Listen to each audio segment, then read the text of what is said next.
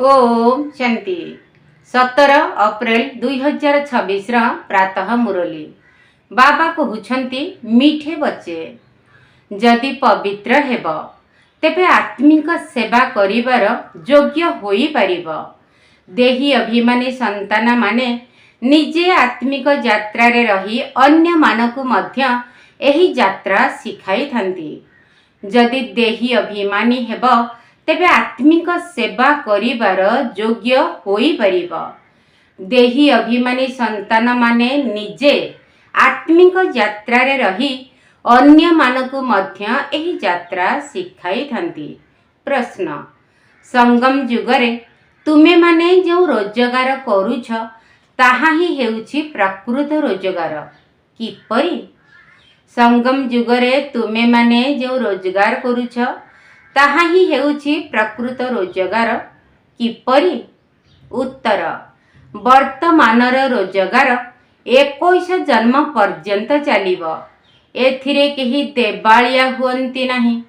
ज्ञान शुणिबा एवं शुणाइबा, जोग करिबा एवं कराइबा एहा ही हेउछि प्रकृत रोजगार, जाहाकु सत्य पिता ही तुम मानकु सिखाउछंती। एही भली रोजगार सारा कल्परे मध्य केही करि परिबे नाही। अन्य कौनसी भी रोजगार साथी रे जीव नहीं।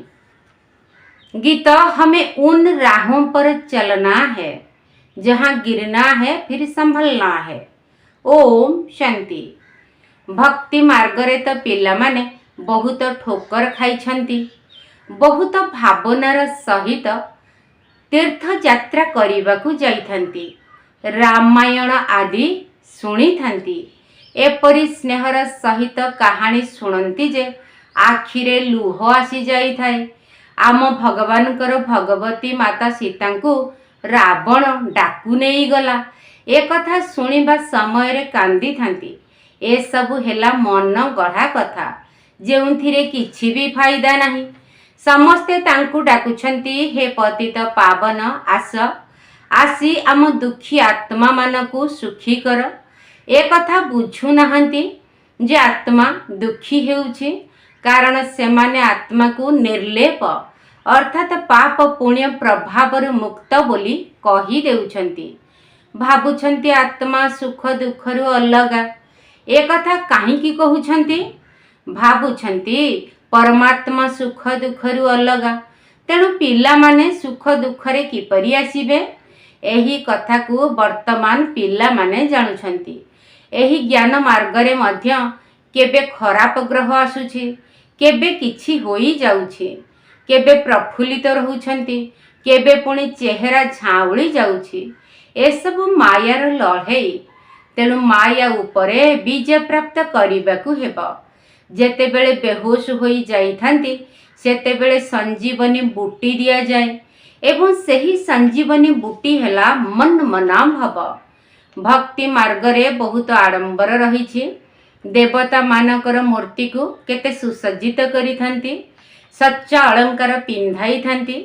तेबे सही अलंकार सबु तो ठाकुरंकर संपत्ति एवं परे पुणी सही संपत्ति पूजारी अथवा ट्रस्टींकर होई जाए। तुमे माने जानिछ जे आमे चैतन्य रे बहुत हीरा नीलारे सज्जित होइथिलु। पूजारी हेला परे मध्य बहुत अलंकार पिंधिथिलु, एबे किछि भी नाही। चैतन्य रे मध्य पिंधिथिलु एवं जड़ रूपरे मध्य पिंधुथिलु, एबे तो कौनसी अलंकार नाही। आमे बिल्कुल साधारण रहुछु। बाबा कहउछंती मु साधारण शरीर रे आसुछि, कौनसी राजकीय चाकचक्य नाही। सन्यासी माने मध्य बहुत थाट रे रहुछंती, अर्थात आडंबर भितरे रहुछंती। एबे तुमे माने बुझी गलणी जे वास्तव रे सत्य जुगरे आमे आत्मा किपरि पवित्र थिलु। सेठारे आमर शरीर मध्य पवित्र थिला। तांकर साज सजा मध्य बहुत सुंदर थिला। केही सुंदर होइथिले तांकर सजेई हेबारे बहुत शौक रही थाए। तुमे माने मध्य जेतेबेले बहुत सुंदर थिल, सेतेबेले बहुत भल भल अलंकार पिंधुथिल, हीरार बड़ बड़ हार पिंधुथिल एठारे तो सबु वस्तु श्यामल होई जाइछि। एठारे गाई मध्य श्यामल होई जाइछन्ति। बाबा जेतेबेले श्रीनाथ मंदिर को जाउथिले, किए ब्रह्मा बाबा, सेतेबेले बहुत भल भल गाई थिले।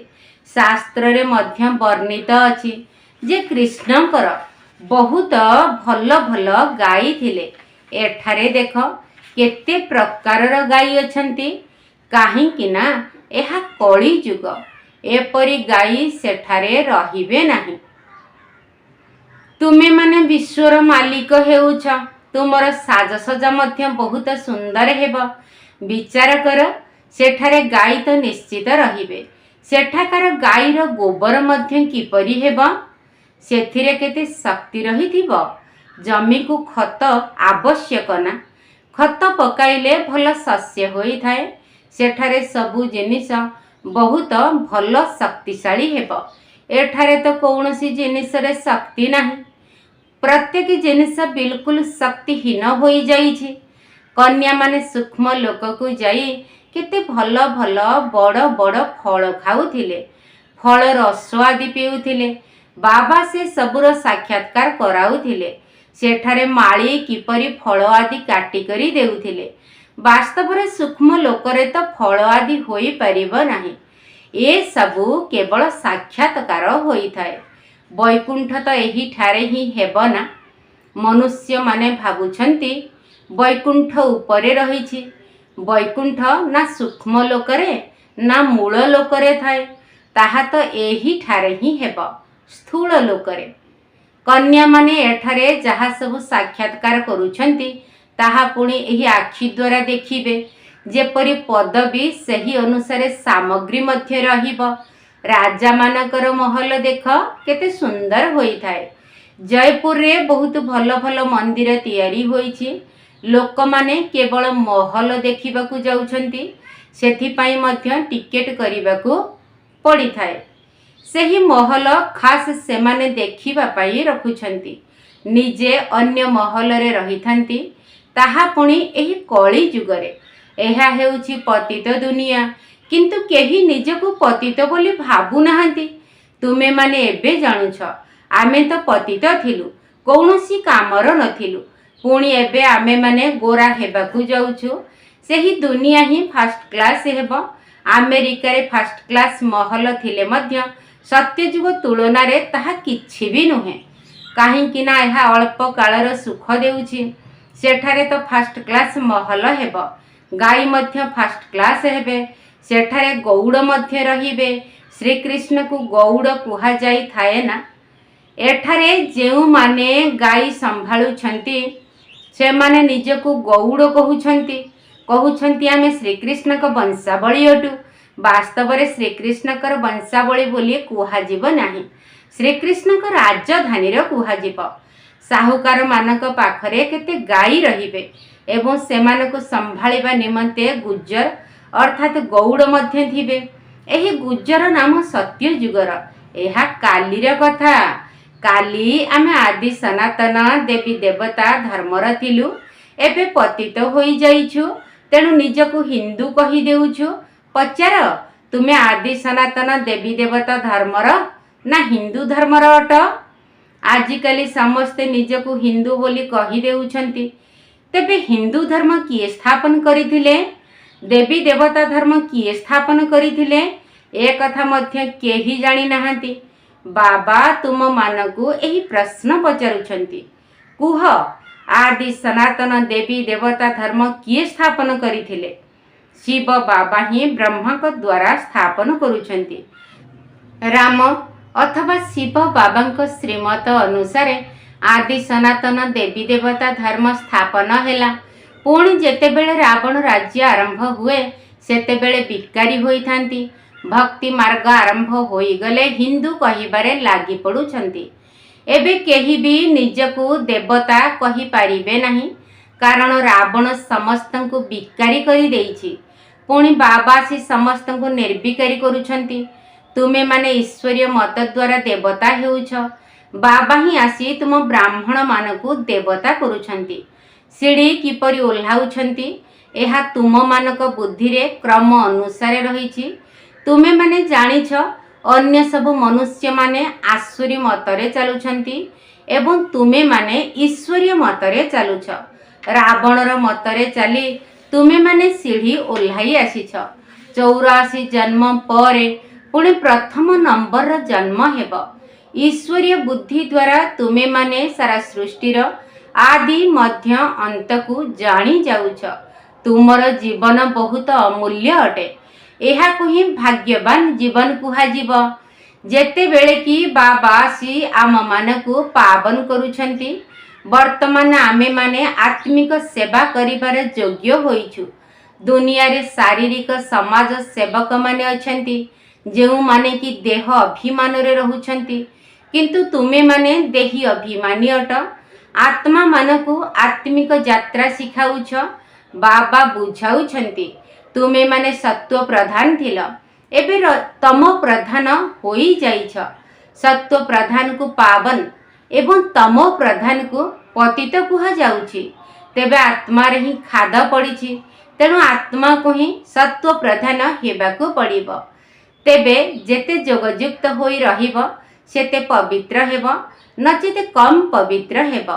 ପାପର ବୋଝ ମୁଣ୍ଡ ଉପରେ ରହିଯିବ। ସବୁ ଆତ୍ମା ତ ପବିତ୍ର ହୋଇଯିବେ, ପୁଣି ପ୍ରତ୍ୟେକଙ୍କର ପାଠ ଅଲଗା ଅଲଗା ହୋଇଯିବ। ସମସ୍ତଙ୍କର ପାଠ ସମାନ ହୋଇପାରିବ ନାହିଁ। ସବୁଠାରୁ ଉଚ୍ଚ ହେଉଛି ବାବାଙ୍କର ପାଠ। ପୁଣି ବ୍ରହ୍ମା ସରସ୍ୱତୀଙ୍କର ମଧ୍ୟ କେତେ ପାଠ ରହିଛି। ଯିଏ ସ୍ଥାପନ କରୁଛନ୍ତି ସେ ପାଳନା ମଧ୍ୟ କରୁଛନ୍ତି। ତାଙ୍କର ପାଠ ସବୁଠାରୁ ଅଧିକ। ପ୍ରଥମେ ଶିବ ବାବା, ପୁଣି ବ୍ରହ୍ମା ସରସ୍ୱତୀ, ଯିଏକି ପୁନର୍ଜନ୍ମରେ ଆସୁଛନ୍ତି। ଶଙ୍କର ତ କେବଳ ସୂକ୍ଷ୍ମ ରୂପ ଧାରଣ କରୁଛନ୍ତି। ଏପରି ନୁହେଁ ଯେ ଶଙ୍କର କୌଣସି ଶରୀରର ଲୋନ ନେଉଛନ୍ତି। ଶ୍ରୀକୃଷ୍ଣଙ୍କର ନିଜର ଶରୀର ଅଛି। ଏଠାରେ କେବଳ ଶିବ ବାବା ଶରୀରର ଲୋନ ନେଉଛନ୍ତି। ମୁକ୍ତି ଜୀବନ ମୁକ୍ତିକୁ ନେଇଯିବା ପାଇଁ ପତିତ ଶରୀର ପତିତ ଦୁନିଆରେ ଆସି ସେବା କରୁଛନ୍ତି। ପ୍ରଥମେ ମୁକ୍ତିକୁ ଯିବାକୁ ହେବ। ଜ୍ଞାନର ସାଗର ପତିତ ପାବନ ଏକମାତ୍ର ବାବା ହିଁ ଅଟନ୍ତି। ତାଙ୍କୁ ହିଁ ଶିବ ବାବା ବୋଲି କୁହାଯାଏ। ଶଙ୍କରଙ୍କୁ ବାବା କହିବା ଶୋଭା ପାଉନାହିଁ। ଶିବ ବାବା ଶବ୍ଦ ବହୁତ ମିଠା। ଶିବଙ୍କ ଉପରେ କେହି ଅରଖ, କେହି କ'ଣ ସବୁ ଚଢ଼ାଇଥାନ୍ତି, କେହି କ୍ଷୀର ମଧ୍ୟ ଢାଳିଥାନ୍ତି। ବାବା ପିଲାମାନଙ୍କୁ ଅନେକ ପ୍ରକାରରେ ବୁଝାଉଛନ୍ତି। ବାବା ପିଲାମାନଙ୍କୁ ବୁଝାଇଛନ୍ତି ସବୁ କିଛି ଯୋଗ ଉପରେ ନିର୍ଭର କରୁଛି। ଯୋଗ ବଳ ଦ୍ୱାରା ହିଁ ବିକର୍ମ ବିନାଶ ହେବ। ଯୋଗୀମାନେ ଜ୍ଞାନକୁ ବହୁତ ଭଲ ଧାରଣ ମଧ୍ୟ କରିଥାନ୍ତି। ନିଜେ ପୁରା ଧାରଣା ଯୁକ୍ତ ହୋଇଥାନ୍ତି, କାରଣ ସେମାନେ ଅନ୍ୟମାନଙ୍କୁ ମଧ୍ୟ ଶୁଣାଇଥାନ୍ତି। ଏହା ହେଉଛି ନୂଆ କଥା। ଭଗବାନ ଯେଉଁମାନଙ୍କୁ ସିଧାସଳଖ ଶୁଣାଇଥିଲେ ସେହିମାନେ ହିଁ ଶୁଣିଥିଲେ। ପୁଣି ଏହି ଜ୍ଞାନ ହିଁ ରହୁନାହିଁ। ଏବେ ବାବା ତୁମକୁ ଯାହା ଶୁଣାଉଛନ୍ତି ତାହା ତୁମେମାନେ ଶୁଣୁଛ ଏବଂ ଧାରଣା ମଧ୍ୟ କରୁଛ। ଭବିଷ୍ୟତରେ ପୁଣି ପ୍ରାରବ୍ଧର ଅଭିନୟ କରିବାକୁ ହେବ। ବର୍ତ୍ତମାନ ଜ୍ଞାନ ଶୁଣି ପୁଣି ଅନ୍ୟମାନଙ୍କୁ ଶୁଣାଇବାକୁ ପଡ଼ୁଛି। ସତ୍ୟ ଯୁଗରେ ଏହି ପାଠ ରହିବ ନାହିଁ। ସେଠାରେ ପ୍ରାରବ୍ଧର ପାଠ ଆରମ୍ଭ ହେବ। ଯେପରି ମନୁଷ୍ୟମାନେ ବାରିଷ୍ଟରୀ ପାଠ ପଢ଼ି ବାରିଷ୍ଟର ହୋଇଯାଆନ୍ତି, ପୁଣି ରୋଜଗାର କରନ୍ତି, ତେବେ ସେହିପରି ଏହା କେତେ ଉଚ୍ଚ ରୋଜଗାର ଅଟେ। କିନ୍ତୁ ଏହାକୁ ଦୁନିଆରେ କେହି ବି ଜାଣିନାହାନ୍ତି।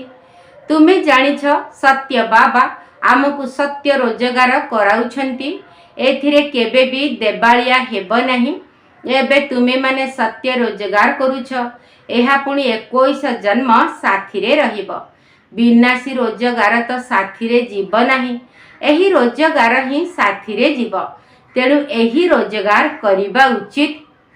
ଏକଥା ତୁମମାନଙ୍କ ବ୍ୟତୀତ ଆଉ କାହାରି ବୁଦ୍ଧିରେ ନାହିଁ। ତୁମମାନଙ୍କ ଭିତରେ ମଧ୍ୟ କେହି କେହି ଘଡ଼ି ଘଡ଼ି ଏହି କଥାକୁ ଭୁଲି ଯାଉଛନ୍ତି।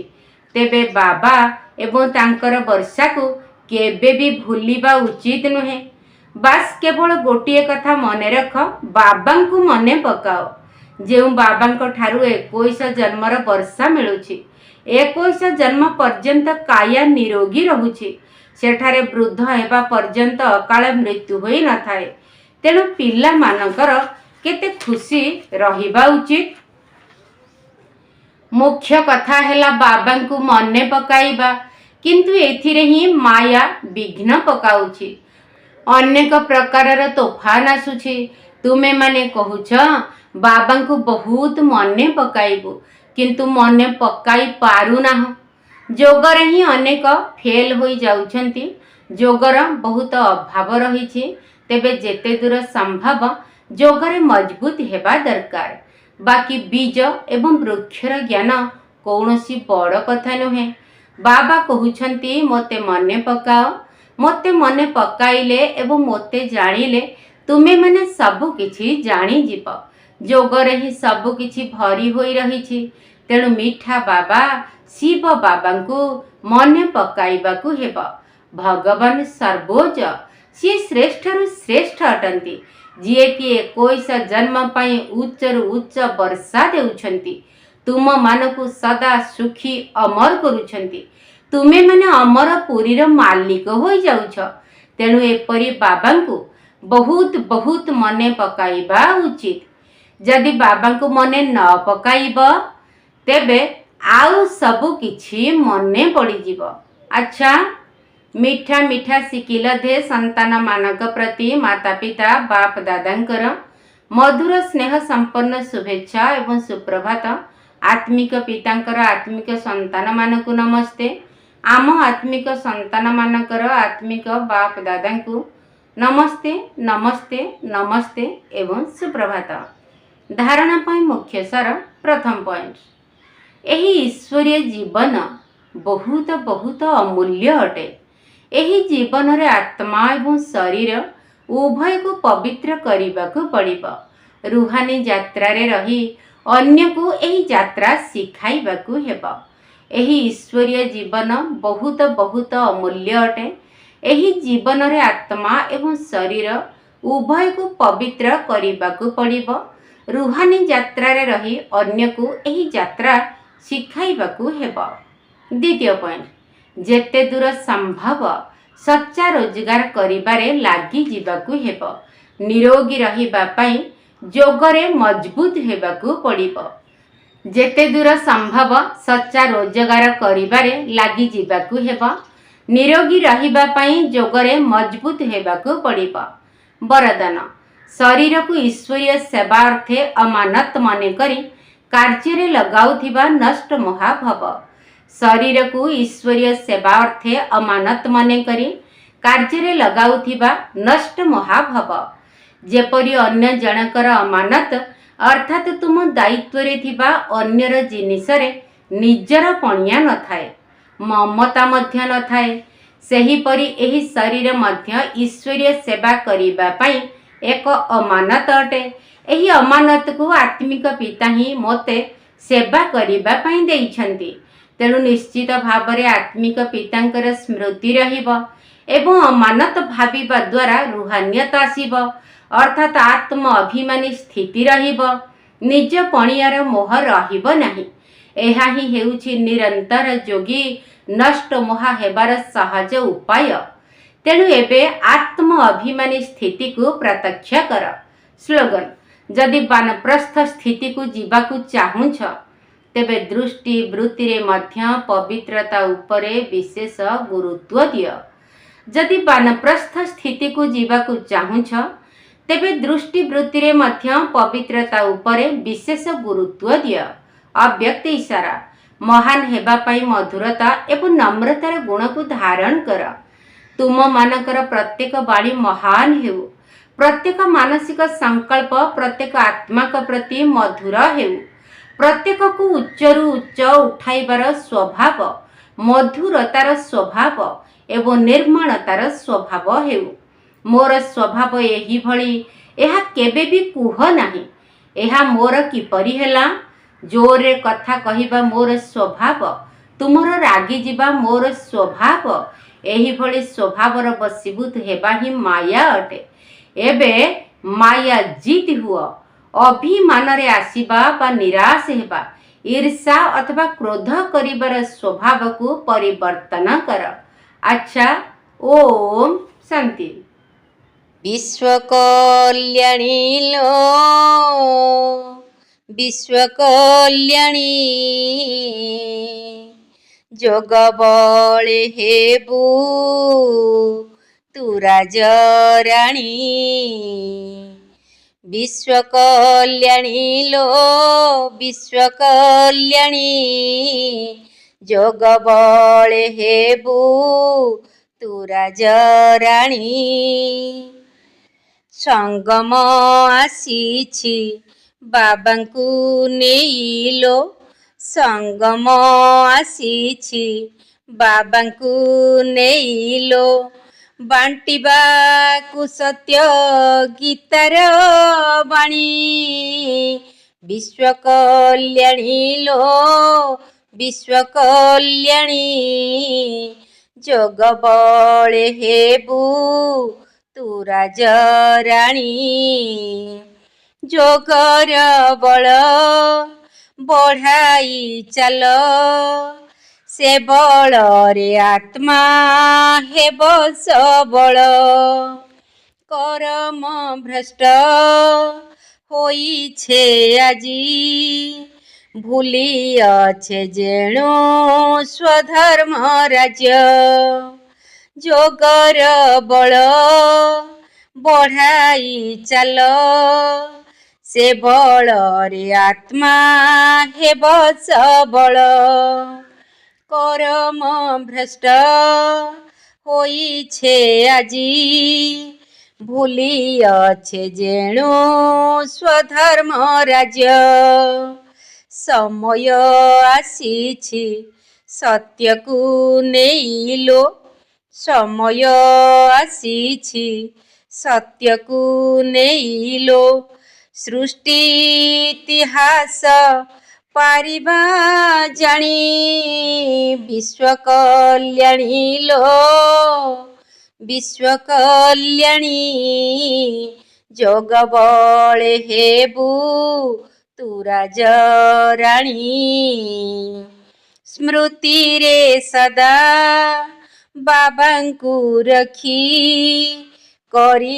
ଯା କରମ ଆଶା ନ ରଖି ବୁଦ୍ଧିର ନେତ୍ର ନିର୍ମଳ କରି ସଜାଗ ରହି ତୁ ଶାନ୍ତିକୁ ଭରି ସ୍ମୃତିରେ ସଦା ବାବାଙ୍କୁ ରଖି କରି ଯା କରମ ଆଶା ନ ରଖି ବୁଦ୍ଧିର ନେତ୍ର ନିର୍ମଳ କରି ସଜାଗ ରହ ତୁ ଶାନ୍ତିକୁ ଭରି ପବିତ୍ର ଆତ୍ମା ତୁ ସଙ୍ଗମ ରାଣୀ ଲୋ ପବିତ୍ର ଆତ୍ମା ତୁ ସଙ୍ଗମ ରାଣୀ ଲୋ ଜ୍ଞାନ ବଳେ ହୁଅ ଆତ୍ମଭିମାନୀ